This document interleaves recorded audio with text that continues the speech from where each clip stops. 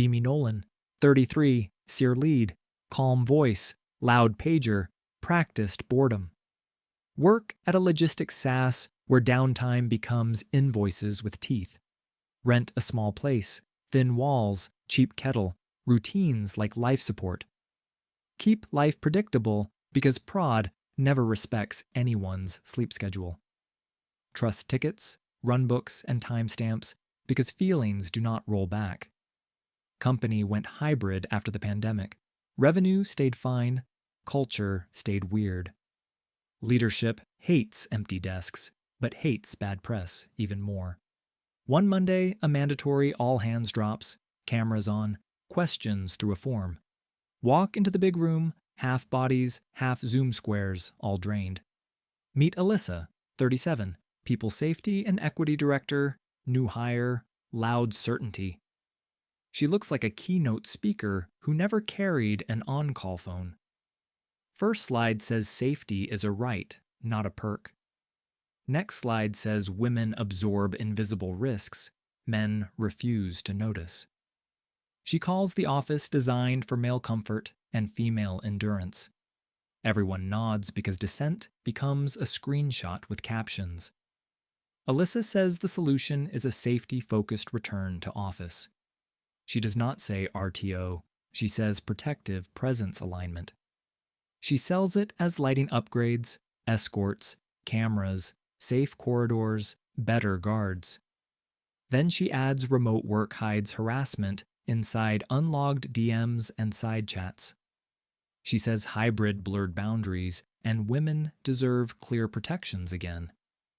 My manager, Mark, sends a thumbs up emoji like this is weather. Jason, my closest coworker, texts, "She just invented Feminist RTO, congrats." I text back, "Do not type that in Slack. Tools remember jokes." Alyssa introduces Phase 1, called Women First Safety Mode, active after 18 new. Policy says everyone checks out at the desk with a badge tap. Policy says women may stay as needed, with optional buddy escorts.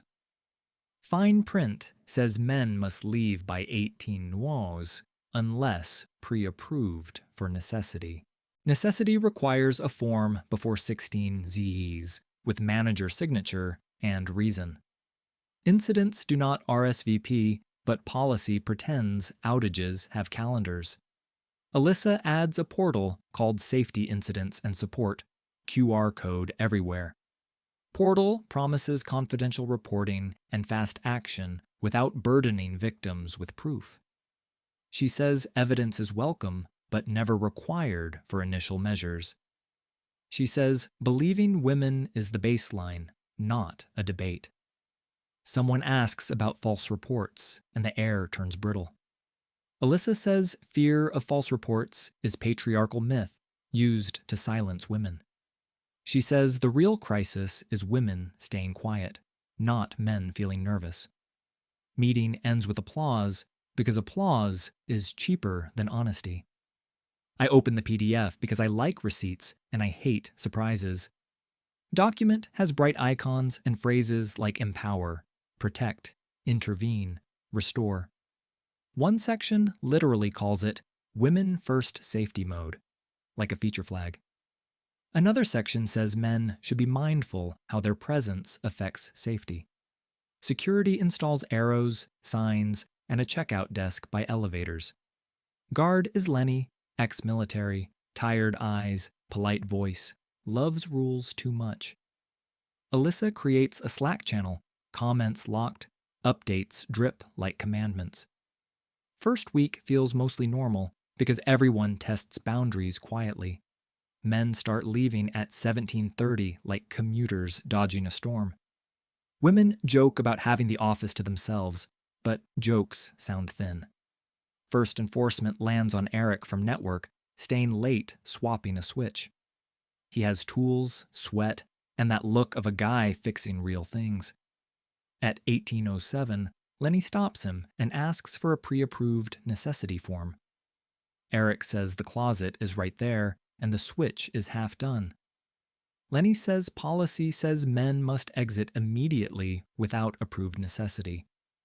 Eric tries calling his manager, but the manager is already commuting. Alyssa appears like she spawns when drama enters a building.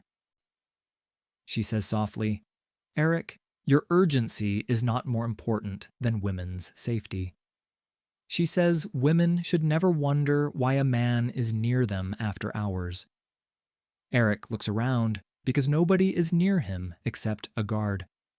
Alyssa tells him to leave, reflect, then reschedule the work properly. Switch stays half-swapped, staging stays flaky, and nobody admits the cause. Next morning, Eric has a coaching invite titled Safety Alignment, Mandatory. He comes back pale and says they made him write about threatening presence. Jason whispers, "Congrats, you are now a walking hazard in a PDF." Second enforcement hits a woman, which proves the system eats everyone. Maya from QA asks Tom, junior dev, to carry monitors to her car. Tom is harmless, 25, apologizes when chairs squeak. Lenny sees them after 18 says near the loading bay and freezes. Alyssa arrives again, smile perfect, tone gentle, edges sharp. She tells Maya inviting a man late violates women first design principles. Mia says she asked for help, and Alyssa says internalized patriarchy happens. Tom signs a note acknowledging boundary and leaves holding embarrassment like a box. Mia gets a follow-up email about safer choices and modeling behavior. Tom gets a follow-up email about consent and not assuming requests are safe. Nobody wins, which is how you know the policy is succeeding. Week 3 brings new layers because escalation is Alyssa's favorite workout. Closed-door one-on-ones become discouraged unless in glass rooms. Mentoring sessions must be documented, scheduled, and observed if cross-gender. Elevator signs appear about respectful spacing and mindful gaze after 18 sung. People take stairs like the elevator became a deposition booth. Feedback dries up because critique can be reframed as intimidation later. Help requests slow because help can be reframed as pressure later. Office gets quieter, not calmer, like everyone learned new fear. Then the portal goes from concept to weapon with a software update. Alyssa adds categories called Building Safety and Behavioral Safety Incidents. Anonymous submissions auto-notify HR and security instantly, no visible appeal. Temporary measures can include access holds pending review, supportive language everywhere. Legal sends a mild note about due process, and Alyssa replies with a smile. She says due process matters, but women's safety is always first priority. Everyone understands the translation. Process is optional when she wants. Anonymous reports start coming in like rain that never stops. One guy loses after-hours access for lingering, details never shared.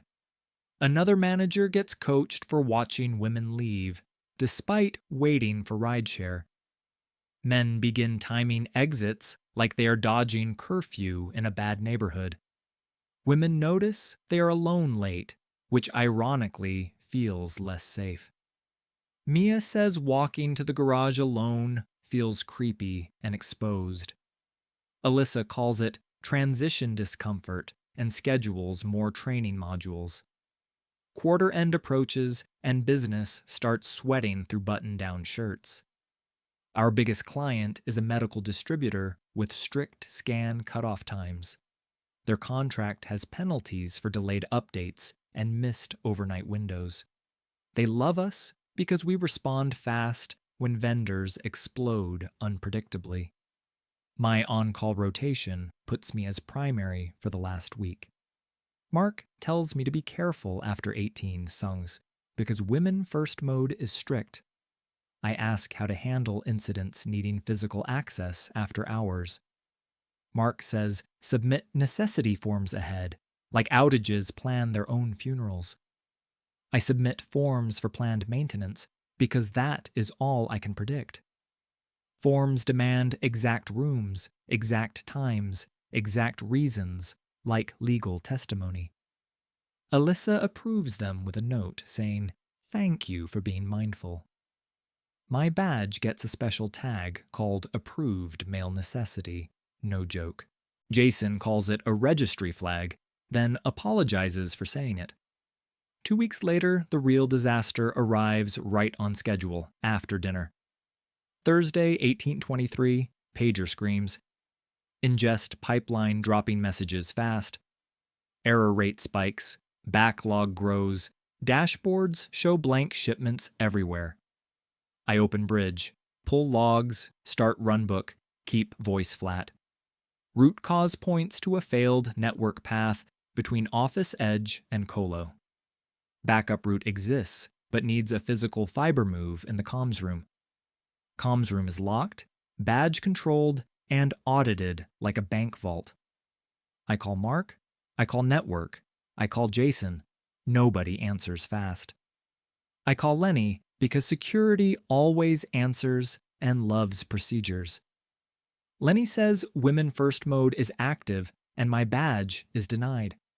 I say critical outage, we lose the client if we miss cutoff. Lenny asks if I have a necessity form for tonight specifically. I say no, because the fiber did not plan to die politely. Lenny says he cannot allow entry without HR authorization during Women First mode. I ask him to call Alyssa, and he says she is already on site. That line makes my stomach drop for reasons I cannot name yet. I drive to the office anyway because remote cannot flip a patch cable. Parking lot is half empty, streetlights hum, building looks asleep and indifferent. Front desk is lit. Lenny stands there like a bouncer for morality. I tap my badge and the gate flashes red. Access denied after 18's U. Lenny says he is sorry. This is above his pay grade. Alyssa walks out in heels and confidence like a uniform. She says, "Nolan, it is concerning you arrived without approval during safety mode." I say, "Incident in progress. Need comms room? Need 5 minutes?" Alyssa says women are not collateral for your business urgency and male panic. I say, "Nobody is even around. Halls are empty. I just need a cable." Alyssa says empty halls increase vulnerability. This is basic safety paradox. I keep my voice flat because raised voices become morality evidence later. I ask who is responding inside then, because someone must touch hardware. Alyssa says we have a women-led response team on site by design. She points to Maya and Sabrina, a new hire from Data. Both pale. Mia whispers she does not have comms room badge, just like last time. Alyssa says they will request temporary access because process creates safety. Process is Lenny calling managers who are commuting and not answering. Client escalation hits my phone in angry caps, asking for ETA. I open Runbook and start giving Mia step-by-step instructions. Mia says she cannot even reach the first door without a token. Alyssa tells her not to rush. Rushing creates unsafe mistakes and unsafe vibes. 15 minutes pass and backlog doubles. Penalties start ticking like a meter. Lenny finally reaches facilities, half asleep, annoyed by being awake. Facilities says they cannot grant comms room access without HR sign-off. Alyssa says she will sign off once a safety observer is present. She volunteers herself as observer like she is doing charity work. At 1847, Maya finally gets a temporary token to enter comms room. I am still outside the gate, locked out of my own job. Mia goes inside with Alyssa behind her, and I stay on speakerphone. Mia reads labels. I map them to the diagram. I swallow panic. Patch panel is messy because physical reality never matches neat diagrams. Maya asks which fiber to move, and I ask her to read port tags. Alyssa interrupts, asking if Maya feels safe being guided by a man's urgency. Mia says she feels unsafe because she might unplug the wrong thing. Alyssa says notice how fear appears when masculine pressure enters systems and rooms. Client calls again, now with our CEO on the line, voice sharp. CEO asks why restore is slow, and I say blocked by access policy. Alyssa joins the call and reframes it as safety protocol compliance. CEO goes quiet because CEO recognizes his own cowardice in this mess. Maya finds the correct fiber, moves it, link lights come back. Pipeline starts draining backlog, dashboards refill, but time already bled out. Clock says 1912, almost 50 minutes later than the fix required. Client says we missed East Coast cutoff, and they are furious. CEO apologizes, offers credits, hears the cold tone of lost trust. Alyssa schedules a next day debrief titled Learning Circle, Emotions Required. Drive home shaking, not from fear, from pure powerlessness. Jason calls and asks if we just lost a client to ideology. I tell him we lost a client to policy wearing ideology as a mask. Debrief happens in the glass room, everyone watching like jurors. Alyssa starts with feelings before facts, to center bodies and reduce harm. People share anxious, vulnerable, unseen, pressured, like reading from a prompt. When it is my turn, I say angry, because I cannot lie. Alyssa says anger is masculine defense against accountability and women's truth. I say anger is what happens when you block access during outages and smile. Alyssa smiles and says, notice the tone, as if tone broke the fiber. Mark tries steering toward timeline and root cause. Alyssa redirects repeatedly. She says root cause is male hero culture and urgency addiction. She says women first mode distributed response more equitably, despite the delay. Mia looks at me like she is sorry and also trapped. I write a factual incident report with timestamps, denial logs, and call history. I send it to Mark, legal, infra-director, because sunlight keeps systems honest. Alyssa pings saying, my report centers blame language and masculinity. She asks me to rewrite focusing on collective learning, not culpability. I refuse to rewrite facts, but I add more timestamps anyway. Next day, she schedules me for communication recalibration with an outside consultant. Consultant is Diane. LinkedIn says trauma-informed strategist, keynote speaker, author. They ask why I used words like blocked, denied, prevented, and failure.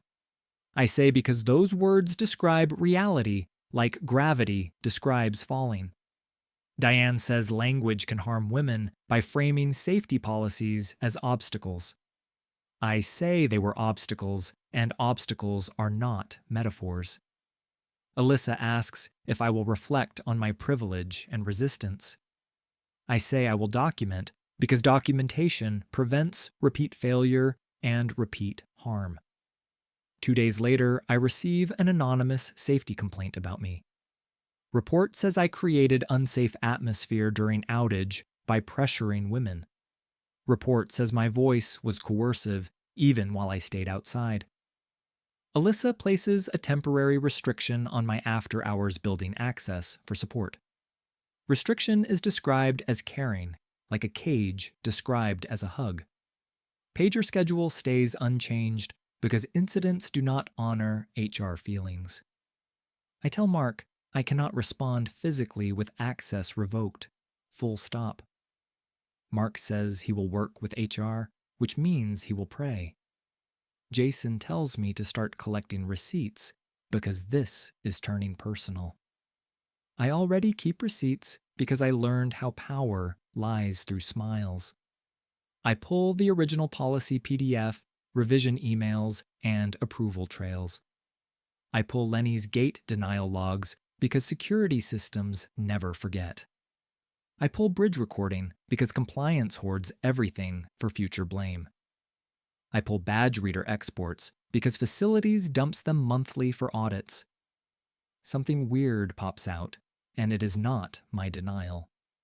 Badge logs show Alyssa entered at 17:58 that outage night. Badge logs show a visitor pass activated at 18:05 under her authorization. Visitor name reads Diane S., the same consultant from my recalibration. Policy says after-hours visitors require executive approval during women first mode. Log shows approval field blank, yet access granted, which smells wrong. Next day, badge logs show another visitor pass under Alyssa. Visitor name reads Camera Tech, access to HR suite and conference room. My stomach goes cold because safety policies often hide other businesses. I ask Lenny casually if after-hours visitors are common now. Lenny says only when Alyssa says it is programming and healing circles. Lenny looks uncomfortable, like he knows the rule is wrong, but enforced. Next week, another incident hits, smaller, but it becomes the second trap. Friday, 18/31, barcode label service glitches, scans fail randomly. Fix requires restarting a local appliance in the on-site server closet. My access is still restricted, so I cannot enter the building. I email Mark and CC Legal asking for written instruction under constraints. Mark calls privately, saying, "Stop CCing Legal, you will die here." I say I will die anyway, I just want it undeniable in writing.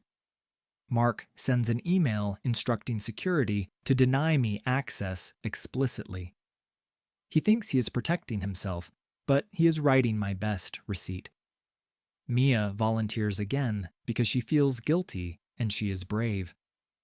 Mia still lacks the closet key because nobody empowered her with actual permissions. Alyssa insists women-led response prevents male dominance narratives during stress. Time passes, scans fail, trucks wait, costs stack, and people curse. Maya gets escorted, squeezes into the rack space, fumbles for power switch. Alyssa tells her to breathe and slow down, which wastes more time. I guide Mia by speaker again, feeling like a ghost outside glass walls. Service returns after 40 minutes, and the client sends another furious email. Alyssa sends a celebratory note praising women's resilience under male-created pressure. 2 hours later, I get a second anonymous report against me. Report says I engineered failure by refusing entry and weaponizing policy. I stare because policy literally prevented entry, and that was documented. This is when I realize Alyssa needs a villain to keep her engine running. Legal schedules a meeting with CEO about client loss and policy exposure. Alyssa invites herself because she always invites herself to threat meetings. I am invited too, because my receipts made ignoring facts impossible. CEO looks tired and expensive, like burnout wearing a tie. Legal says access restrictions created measurable service harm and contract risk. Alyssa says harm is necessary to end patriarchal urgency and masculine chaos. Legal asks why after-hours visitor approvals are missing during women first mode. Alyssa says consultants require confidentiality for women's processing spaces. Legal asks why a camera tech had HR suite access repeatedly after 18 SASOs. Alyssa says safety training videos require professional production, so cameras were needed. I say our training is slide decks. What exactly were cameras filming? Alyssa says my questioning tone recreates hostile male interrogation patterns. Legal asks for raw footage inventory because retention policy requires cataloging. Alyssa says cataloging endangers women by creating discoverable records for predators. Legal says discoverable records already exist, and courts love them, so comply. CEO asks me for timelines of incidents and the access constraints. I share timestamps, denial logs, and Mark's written instruction email. I also share visitor pass anomalies because sunlight is disinfectant. Security confirms HR used an admin override to bypass visitor waivers.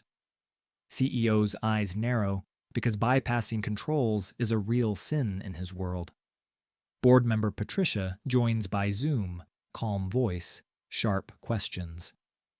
Patricia asks why policy created single points of failure in operations response. Alyssa answers with theory. Patricia asks for numbers and governance. I show pre-policy and post-policy time to restore data with real minutes. Patricia asks who holds the visitor override codes, and security, says Alyssa. Patricia orders an audit of after-hours access, spending, and stored content. CEO places Alyssa on paid leave pending audit, using her own supportive phrasing. Alyssa protests about evidence and legal quotes her impact over intent lines back. Next week feels quieter, not peaceful, like a machine finally stopped squealing. Audit team pulls invoices, calendars, badge trails, and vendor contracts. They find Diane's invoices billed as women's resilience programming, huge amounts. They find camera tech invoices billed as safety storytelling content capture. Camera tech is also a freelancer for Alyssa's personal consulting brand. Audit discovers Alyssa ran a side business selling women-first compliance frameworks. She used our building after hours, our staff stories, and our incidents.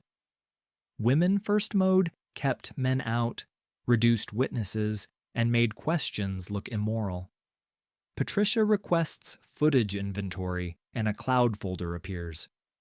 Folder contains edited clips of employees crying, describing fear, naming vague villains.